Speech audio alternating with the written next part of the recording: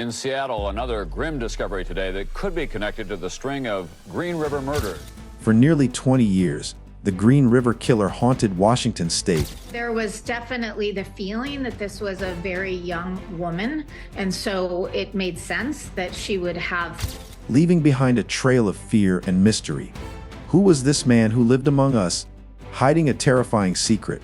Gary Ridgway wasn't just any killer.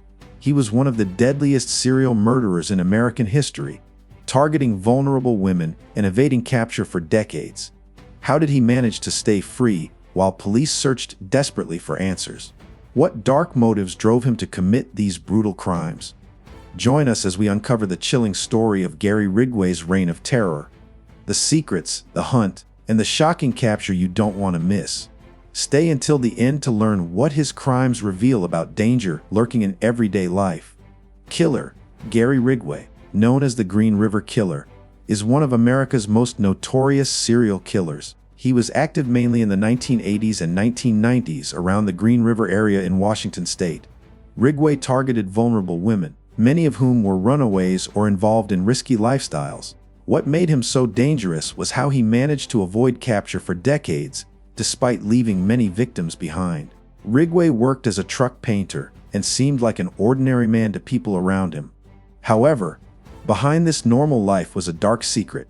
He was responsible for the deaths of at least 49 women, making him one of the deadliest serial killers in U.S. history. His crimes caused fear and panic in the community for years. The police called him the Green River Killer because many bodies were found near the Green River. For years, he escaped suspicion and even helped police with the investigation, which made it harder to catch him. His ability to blend into society and his careful planning made him a terrifying figure. Eventually, advances in forensic science helped solve the case. Ridgway was arrested in 2001, bringing an end to his reign of terror. His story remains a chilling reminder of how evil can hide behind a normal face. Victims. Gary Ridgway's victims were mostly young women who lived difficult lives. Many were runaways, sex workers, or struggling with addiction.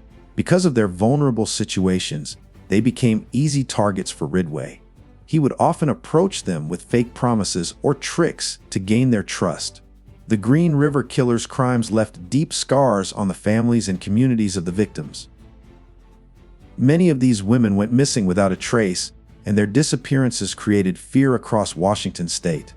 For years, the police struggled to find clues and connect the cases. Ridgway's choice of victims showed a cruel pattern. He targeted those who were less likely to be missed or protected. This made it easier for him to commit his crimes without being caught for a long time. Sadly, many victims' stories were unheard, and their lives ended in tragedy.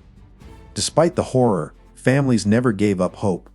They pushed the police to keep searching and find the killer. Their fight for justice finally led to breakthroughs that helped catch Ridgway and bring closure to some of the victims' loved ones. The hunt for the Green River Killer lasted for nearly 2 decades. Police first started investigating in the early 1980s after several bodies were found near the Green River in Washington state. At first, the investigation was slow because there was little evidence, and the victims were from vulnerable groups, making the case complex. Detectives worked hard, interviewing witnesses, searching the riverbanks, and trying to find any clues. They even set up task forces dedicated to catching the killer. But Ridgway was clever. He changed his methods and locations to avoid capture. For years, the case went cold several times, frustrating law enforcement and the public. New technologies like DNA testing were not yet advanced enough to help much. Still, the police never gave up and kept looking for new leads. In the late 1990s, DNA evidence finally gave investigators a breakthrough. They matched DNA from some victims to Gary Ridgway, who had already been questioned but not charged before. This crucial evidence restarted the hunt and eventually led to his arrest in 2001, ending years of fear. Capture. Gary Ridgway was finally captured in 2001 after years of investigation and new DNA technology. Police had collected DNA samples from several victims, but it took time before they could match them to a suspect. Ridgway had been questioned before, but was not arrested because there was not enough proof. When DNA testing improved, Officers compared samples from the crime scenes with Ridgway's DNA.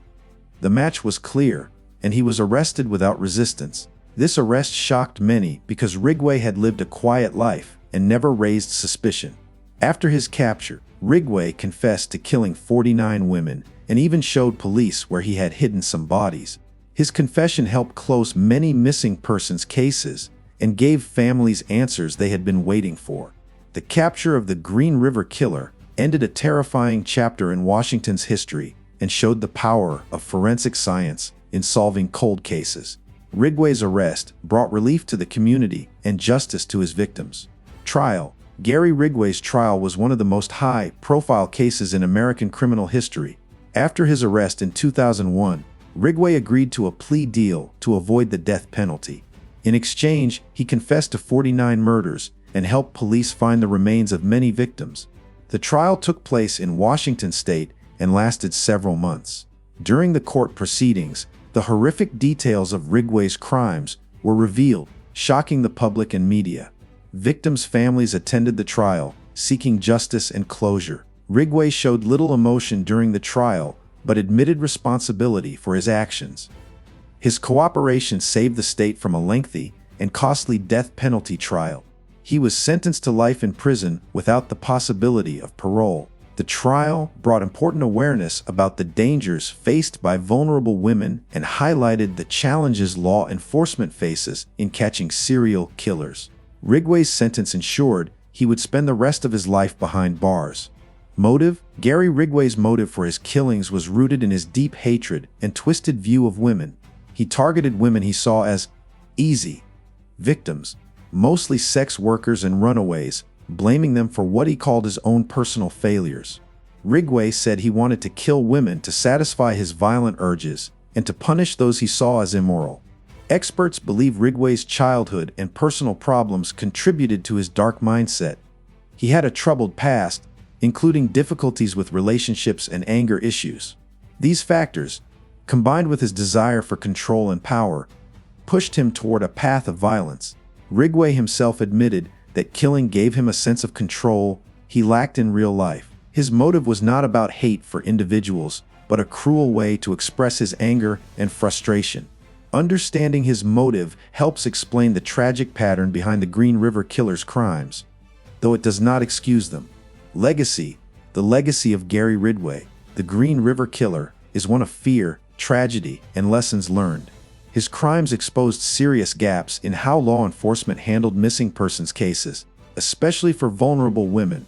After Ridgway's arrest, police departments improved their methods for tracking and protecting at-risk populations. Ridgway's case also showed the power of DNA technology in solving cold cases, inspiring new forensic techniques worldwide. His story is often studied by criminologists and law enforcement as an example of how serial killers can hide in plain sight for years. For the families of victims, Ridgway's legacy is painful, but also a reminder of their fight for justice. His reign of terror forever changed the Green River community and raised awareness about the dangers many women face. Today, Ridgway remains in prison, but the impact of his crimes continues to shape policies and public understanding of serial killers. Thanks for watching. Don't forget to hit the subscribe button to stay updated on true crime stories that reveal the darkest sides of humanity. What do you think allowed Gary Ridgway to evade capture for so long? Could he have been stopped sooner? Share your thoughts in the comments below, and don't miss our next video, the BTK killer Dennis Rader's double life. Coming soon. Stay safe and stay curious.